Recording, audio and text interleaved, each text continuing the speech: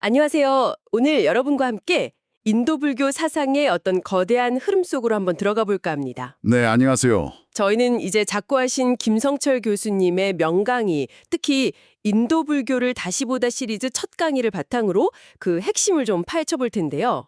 김성철 교수님 강의군요. 워낙 명료하시기로 유명하셨죠? 맞습니다. 불교가 인도에서 어떻게 시작해서 어떤 변화를 겪었고 또 왜 결국엔 좀 쇠퇴했는지 그 큰 그림을 그려보는 게 오늘 저희 목표입니다. 김 교수님 특유의 명료함으로 그 복잡한 사상의 맥을 확 짚어주셨어요. 네, 기대됩니다. 그 통찰을 오늘 여러분과 함께 나누고 싶습니다. 시작하기 전에 김 교수님께서 던지신 화두가 참 흥미롭더라고요. 어떤 점이셨죠? 불교의 목표인 해탈. 이걸 제대로 알려면 우리가 벗어나고자 하는 이 세계, 그러니까 윤회 구조부터 알아야 한다는 거죠. 그거 정말 중요한 지적입니다. 왜 이게 먼저일까요? 자, 본격적으로 이야기를 좀 시작해보죠. 네, 바로 그 지점이 김 교수님께서 불교 이해의 출발점으로 삼으신 매우 중요한 포인트라고 할 수 있습니다. 우리가 이 윤회의 수레바퀴, 이 고통의 세계에서 벗어나고자 한다면 먼저 그 세계가 도대체 어떻게 구성되어 있는지 알아야 한다는 거죠. 아하, 그렇지 않으면 윤회 속에서 그냥 잠시 좋은 곳, 예를 들면 뭐 천상세계 같은 데 태어나는 거, 그걸 궁극적인 해탈이라고 착각할 위험이 있거든요. 그러니까 우리가 탈출하려는 감옥의 설계도부터 파악해야 한다. 이런 말씀이시군요. 네, 맞습니다. 감옥 안에서 그냥 좀 더 편한 방으로 옮겨가는 걸 탈출로 오해하면 안 된다, 뭐 이런 거죠. 이 세계관이 바로 그 설계도인 셈이네요. 정확합니다. 그래서 김 교수님은 불교의 세계 개념을 먼저 설명하셨습니다. 시간적으로는 3세, 아시겠지만 과거, 현재, 미래 혹은 뭐 전생, 현생, 내생 이렇게 이어지는 흐름을 뜻하고요. 네, 시간의 축. 그리고 공간적으로는 3계라고 해서 욕망이 아직 들끓는 욕계, 또 욕망은 벗어났지만 어떤 물질적 형태는 남은 색계, 그리고 물질마저 초월한 순수 정신의 세계인 무색계, 이 세 가지 칭유의 전제 영역을 말합니다. 욕계, 색계, 무색계. 네, 이 시간과 공간의 틀, 이 매트릭스 안에서 우리가 끊임없이 윤회한다는 것이 불교의 기본적인 세계관이죠. 3세와 3계. 이 거대한 시공간 매트릭스가 바로 우리가 경험하는 현실이자 윤회의 무대다. 교수님이 본론인 사상사 강의에 들어가기 전에 2강, 3강에서 이 시간, 12연기와 공간, 우주론을 먼저 다루려고 하셨던 이유가 이제 좀 명확해지는 것 같습니다. 그렇죠. 그 틀을 모르면 불교 사상이 진짜 어디를 향하는지 놓칠 수 있다는 그런 경고로도 들릴 수 있습니다. 네, 이 세계관을 바탕으로 김 교수님은 불교의 창시자, 석가모니 부처님의 깨달음 과정에 대해서도 아주 독특한 통찰을 제시하셨어요. 이 부분이 또 우리가 불교 수행을 어떻게 접근해야 하는가에 대해 중요한 점을 던져주는 것 같아요. 맞습니다. 부처님은 우리 같은 보통 사람들과는 출발선 자체가 달랐다는 그런 주장이셨죠. 네네. 태어날 때부터 이미 탐욕이나 분노, 교만 같은 그런 감정적인 동요, 이걸 이제 감성적 번뇌라고 하셨는데 이게 거의 정화된 상태, 감성 정화가 이루어진 분으로 보셨다는 거죠? 근거로는 어떤 걸 드셨나요? 왕위를 그냥 버리고 출가한 그런 결단이라든지 아니면 어린 시절에 밭 가는 모습을 보면서 벌레의 죽음에 깊은 연민을 느꼈다는 그런 일화들, 이런 것들이 증거라고 보셨어요. 그렇군요.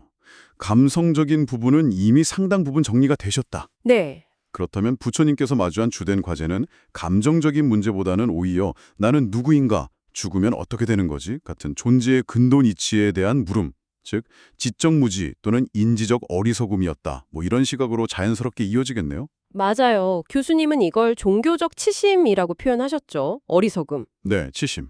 그래서 보리수 아래에서의 수행이 주로 12연기나 사성제 같은 우주의 근본 법칙을 꿰뚫어보는 그런 인지 정화에 집중되었다고 설명하신 거고요. 새벽별을 보고 깨달음을 얻었다는 그 상징적인 이야기도 결국 이런 지적인 각성의 순간을 나타내는 걸로 볼 수 있겠군요. 그렇죠. 자, 그런데 여기서 김 교수님께서 우리에게 던지는 중요한 질문이 나옵니다. 만약 부처님의 마지막 수행 단계가 인지정화였다면 그럼 우리도 바로 그것부터 시작해야 하는 걸까? 하는 거죠. 근데 교수님의 대답은 아니오였죠? 네, 아니었습니다. 우리는 부처님과 다르니까요. 그쵸? 감성적인 번뇌들이 여전히 막 들끓고 있는데 지적인 탐구만 앞세우는 건 순서가 맞지 않다. 이런 지적이셨죠? 맞습니다. 교수님 표현을 빌리자면 먼저 인산이 된 다음에 불교 수행을 하라는 말씀. 아, 참 인상 깊었어요. 네, 정말 와닿았습니다. 네. 우리 같은 일반적인 수행자는 예를 들어 탐욕을 다스리는 부정관 수행이라든지 분노를 가라앉히는 자비관 수행 같은 걸 통해서 먼저 이 감성적인 문제들을 좀 다루고 인격적인 바탕을 다지는 게 필요하다는 겁니다. 기본기를 다지는 거군요. 그렇죠.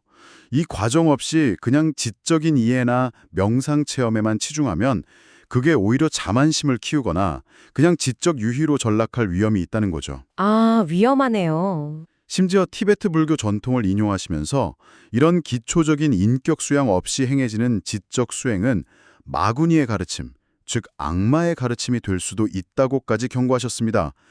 수행의 목적 자체가 변질될 수 있다는 아주 강력한 경고죠. 수행의 순서와 기초의 중요성. 와, 정말 깊이 새겨야 할 부분이네요. 자, 그럼 이제 부처님 이후 인도에서 불교 사상이 구체적으로 어떻게 전개되어 나갔는지 그 역사적인 여정을 한번 떠나가 보겠습니다. 네, 좋습니다. 부처님께서 열반하신 후에 그 가르침은 이제 여러 시대를 거치면서 다양한 모습으로 발전하고 또 해석되는데요.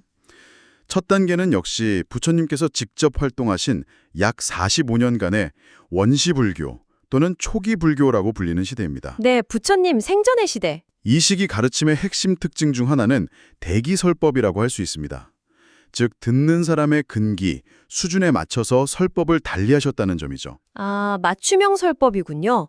예를 들면 어떤 게 있을까요? 예를 들어 일반 신자들에게는 보시나 지계 같은 선행을 통해서 복을 쌓고 천상에 태어나는 길을 주로 가르치셨다면 네. 출가 수행자들에게는 사성제나 열반과 같이 이 윤회 자체를 벗어나는 길을 설하셨다는 거죠. 그 악마 파순 있잖아요. 마왕 파순이 부처님을 유혹하면서 제시했던 길이 바로 이 천상에 태어나는 길이었다는 점이에요. 아, 그렇죠. 보시하고 계율 지키고 신에게 제사 잘 지내면 천상 간다.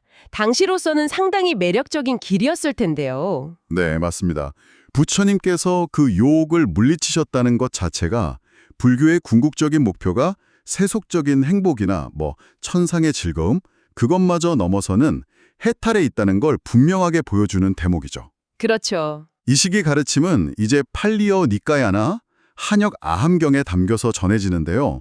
김 교수님은 현대 연구를 바탕으로 오히려 한역 아함경이 더 원형에 가까울 수 있다는 그런 견해도 소개하셨습니다. 아, 보통 팔리어가 원형에 가깝다고 생각하는데 그게 아닐 수도 있다는 거군요. 네. 그리고 또 후대에 체계화된 아비담마 논서라든지 유명한 청정도론이나 현대의 윗바사나 수행법 같은 것들이 반드시 부처님 당시의 원형 그대로는 아닐 수 있다는 그런 비판적인 검토의 필요성도 제기하셨죠. 아, 예를 들면요. 예를 들어 청정도론에 나오는 심장 토대설, 그러니까 마음이 심장에 있다는 주장은 불교 고유 사상이라기보다는 당시 인도 사상의 영향을 받았을 가능성이 있다. 이렇게 지적하셨습니다. 그렇군요. 원시 불교 시대지만 그 내용과 전승 과정에 대해서는 좀 주의 깊게 살펴볼 지점들이 있다는 말씀이네요. 자, 그럼 부처님 열반 후에는 어떤 변화가 생겼나요? 네, 부처님의 그 방대한 가르침을 이제 체계적으로 정리하고 보존하려는 노력이 시작됩니다. 이것이 바로 아비달마 불교, 아비달마 불리즘 시대로 이어지게 되죠. 아비달마. 네, 아비달마는 법, 즉 가르침에 대한 분석이나 연구라는 의미를 갖습니다. 흩어져 있던 경전의 내용들을 세계관, 번뇌론, 수행론 이런 주제별로 분류하고 아주 정교하게 분석하려는 시도였어요. 일종의 불교 교학 백과사전을 편찬하려 한 거군요.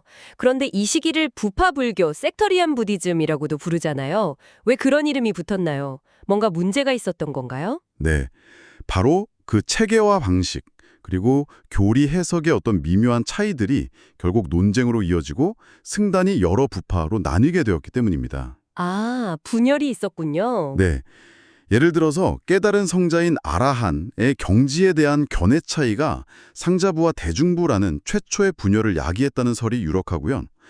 이렇게 시작된 분열이 거듭되면서 약 20여 개의 부파가 형성되었다고 전해집니다. 20개나요? 네, 그래서 이 분열이라는 측면을 강조할 때는 부파불교라고 부르는 거죠. 김 교수님은 이 아비달마 연구가 불교 철학을 깊이 이해하는 데는 중요하지만 그 내용이 워낙 방대하고 또 난해해서 그 유명한 구사론 하나를 제대로 공부하는데 8년이 걸린다는 말이 있을 정도라고 언급하셨습니다. 와, 8년. 체계화의 장점도 있지만 동시에 분열과 또 지나친 지적 탐구로 흐를 수 있는 위험도 있었군요. 이런 분위기에 대한 반작용으로 그럼 다음 흐름이 등장하게 되는 건가요? 그렇습니다. 부파불교의 어떤 지나친 학문적 경향, 또 때로는 좀 폐쇄적으로 흐르는 모습, 그리고 아라한이라는 개인적인 해탈 추구에 대한 반성, 이런 것들 속에서 초기 대승불교, 얼리 마하야나 부디즘 운동이 일어나게 됩니다. 대승불교의 시작이군요. 네, 이들은 부처님의 근본 가르침 속에서 부파불교가 상대적으로 좀 간과했던 측면들을 다시 조명하고 강조했습니다. 여기서 중요한 점은 이게 완전히 새로운 걸 창조했다기보다는 초기 가르침의 씨앗을 다시 키워낸 측면이 강하다는 겁니다. 일종의 누적적 발전의 시작이라고 볼 수 있겠죠. 아, 초기 가르침 속에서 재발견한 강조점들. 구체적으로 어떤 것들이었나요? 크게 두 가지 줄기가 두드러집니다. 하나는 슈냐타 사상입니다. 공사상. 네, 부처님께서 가르침은 강을 건너는 뗏목과 같으니 강을 건넜으면 뗏목을 버려야 한다고 하신 비류나 사념처 수행의 법무화, 즉 모든 현성에는 고정된 실체가 없다는 가르침을 더욱 강조한 것이죠. 아, 뗏목의 비유. 즉 부파불교가 법 그 자체에 집착하면서 막 논쟁하는 걸 보고 아니 그 법조차 실체가 없는 뗏목일 뿐이다 라고 지적하면서 그 집착에서 벗어나라고 촉구한 겁니다. 반야경 프라지냐 파라미터 수트라 계통 경전들이 이 사상을 대표하는데요. 김 교수님은 이 경전들이 일반 대중보다는 수행이 깊은 이들을 위한 좀 심오한 가르침이었다고 보셨습니다. 법에 대한 집착마저 넘어서라. 정말 근본적인 통찰을 요구하는 가르침이네요. 다른 하나의 흐름은 뭐였죠? 바로 보살, 보디사트바 사상입니다. 이건 부처님의 수많은 전생 이야기인 본생담, 자타카에 나타나는 이타적인 삶의 모습을 본받자는 운동이었어요. 아, 자타카 이야기. 네, 부파불교가 개인의 해탈, 즉 아라한이 되는 것을 이상으로 삼았다면 대승불교는 나 자신의 해탈에만 머물지 않고 모든 중생을 구제해서 함께 깨달음, 즉 성불을 이루겠다는 원대한 서원을 세우는 보살의 길을 강조했습니다. 모두 함께 가자는 거군요. 이전 부파불교를 상대적으로 작은 수레, 소승, 히나야나라고 지칭하기도 했죠. 이 역시 본생담이라는 초기 불교 자료에 이미 그 뿌리가 있었던 사상입니다. 공사상과 보살사상, 이 두 기둥이 초기 대승불교를 이끌었군요. 근데 대승불교는 여기서 멈추지 않고 더 발전하죠? 네, 그렇습니다. 후기 대승불교, Later Mahayana Buddhism 시대에는 이 사상들을 철학적으로 더욱 정교하게 다듬고 체계화하려는 노력이 나타납니다. 더 깊어지는군요. 네, 대표적으로 반야경의 공사상을 아주 치밀한 논리로 해명하려고 했던 용수, 롱슈, 나가르주나라를 중심으로 한 중관, 마디야마카 사상이 있습니다. 모든 것은 그냥 이름뿐이고 고정된 실체는 없다. 이 공의 이치를 논증한 것이죠. 중관사상, 용수보살. 그리고 또 다른 한편에서는 아니 모든 것이 공하다면 우리가 경험하는 이 다채로운 현상세계는 어떻게 설명할 거냐?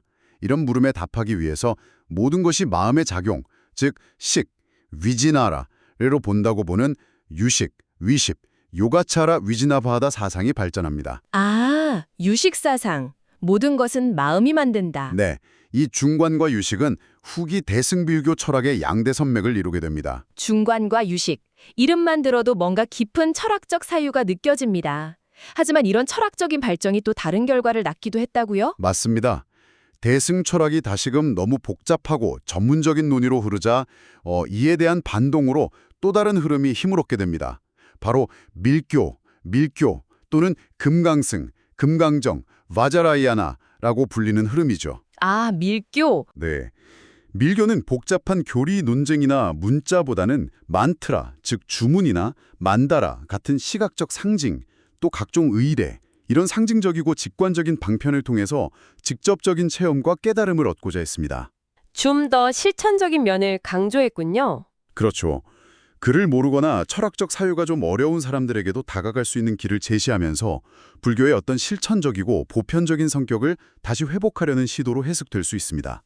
와, 정말 초기 불교에서 시작해서 아비달마, 대승, 초기, 후기 나눠서 공, 보살, 중관, 유식, 그리고 밀교까지 정말 역동적인 사상의 여정이네요.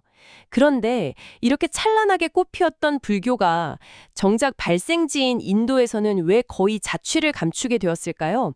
여기서 김 교수님의 분석이 아주 흥미로웠습니다. 네, 참 안타까운 대목이죠. 김 교수님은 인도 불교의 실질적인 쇠퇴 시점을 기원 후 1200년대 이슬람 세력의 본격적인 침입과 정복 활동 시기로 보셨습니다. 아, 이슬람의 침입. 네, 흔히 힌두교의 부흥과 불교 흡수를 주된 원인으로 드는 경우가 많지만 교수님은 이슬람 침략자들의 사원 파괴와 승려 학살이 결정타였다고 강조하셨습니다. 학살이 결정적이었다. 특히 승려들은 집단으로 사원에 거주하고 또 가사 착용이나 삭발 같은 눈에 띄는 외형 때문에 침략자들에게 쉽게 식별되어 조직적인 공격의 표적이 되었다는 겁니다. 마치 군인 집단처럼 오인받았을 수도 있고요. 아, 그렇군요. 승려들의 공동체 생활과 그 뚜렷한 외형적 특징이 오히려 비극의 원인이 되었다는 분석, 상당히 설득력 있게 들립니다. 그렇습니다. 사원과 승가 공동체라는 제도적 기반에 크게 의존했던 불교는 이 지도층인 승려 집단이 와해되면서 급격히 세력을 잃었다는 거죠. 기반이 무너진 거네요. 그렇기 때문에 상대적으로 그 충격을 견뎌낼 수 있었다는 것이 김 교수님의 분석입니다. 아하, 이슬람의 침략이 결정적 요인이었다. 하지만 교수님은 불교가 인도에서 완전히 사라졌다고 보지는 않으셨죠. 뭔가 남은 게 있다고 하셨던 것 같은데. 네, 맞습니다. 제도적 종교로서의 불교는 거의 사라졌지만 그 사상과 문화는 인도 사회 전반에 정말 지울 수 없는 흔적을 남겼다고 보셨습니다. 예를 들면 어떤 것들이 있을까요? 예를 들어 고대 베다 시대부터 내려오던 동물 희생 제사, 야즈나라고 하죠.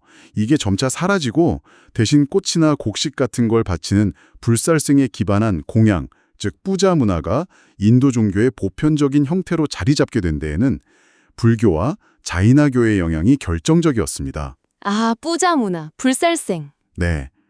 그리고 또 업과 윤회 사상이 인도인들의 아주 근본적인 세계관으로 깊이 뿌리내린 건 역시 불교의 영향이 매우 크다고 분석하셨죠. 특히 김 교수님은 체계적인 업사상에 기반한 윤회설은 부처님께서 최초로 정립하신 독창적인 가르침이라고까지 주장하셨습니다. 와, 업과 윤회 사상의 원조가 부처님이다. 이건 좀 놀라운데요. 네, 상당히 강조하신 부분입니다. 세력은 잃었지만 정신은 남았다. 이렇게 요약할 수 있겠네요.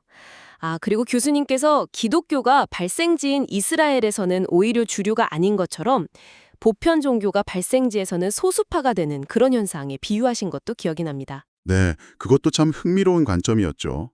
그리고 김 교수님께서 인도 불교사 전체를 꿰뚫는 또 하나의 아주 주요한 특징으로 제시하신 개념이 있습니다. 뭔가요? 바로 인도 불교의 역사가 단순히 이전 단계를 부정하고 새로운 단계로 나아가는 대체의 역사가 아니라 이전의 토대 위에 새로운 층을 계속 쌓아 올리는 누적적 공존의 역사였다는 점입니다. 누적적 공존이요. 그게 무슨 뜻이죠? 좀 더 설명해 주시겠어요? 네, 예를 들어 대승불교가 등장했다고 해서 초기 불교나 부파 불교의 가르침을 완전히 폐기한 것이 아니라는 뜻입니다. 아, 버린 게 아니다. 네, 오히려 그 가르침들을 바탕으로 삼거나 혹은 비판적으로 수용하면서 새로운 사상을 전개했다는 것이죠. 대승의 대표적인 논사인 용수도 중관 사상을 펼쳤지만 동시에 사념처 수행과 같은 초기 불교의 수행법을 중요하게 생각하고 실천했습니다. 아, 그랬군요. 네, 유식 사상가들 역시 중관 사상을 깊이 연구하고 그 위에서 자신들의 이론을 발전시켰고요. 밀교 역시 대승의 철학적 기반 위에서 발전했습니다.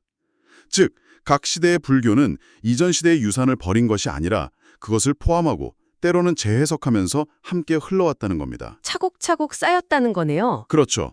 이것이 인도 불교 사상의 어떤 다양성과 풍부함을 이해하는 중요한 열쇠라고 김 교수님은 강조하셨습니다. 아하, 단절과 대립이 아니라 연속성과 포용, 혹은 층층이 쌓아 올린 퇴적층 같은 역사였군요. 이 누적적 공존이라는 키워드가 인도 불교 전체를 이해하는 데 정말 큰 도움이 되는 것 같습니다. 네, 오늘 우리는 김성철 교수님의 깊이 있는 강의를 길잡이 삼아서 인도 불교 사상의 정말 장대한 파노라마를 함께 여행해봤습니다. 네, 정말 방대한 여정이었네요. 윤회 세계관의 중요성에서 시작해서 부처님의 길과 우리의 길의 차이, 그리고 초기 불교, 아비달마, 대승불교의 그 다채로운 전개, 공, 보살, 중관, 유식, 밀교의 등장, 또 인도에서의 쇠퇴와 그 속에 남겨진 유산, 그리고 이 모든 것을 아우르는 누적적 공존이라는 특징까지 정말 많은 내용을 다뤘네요.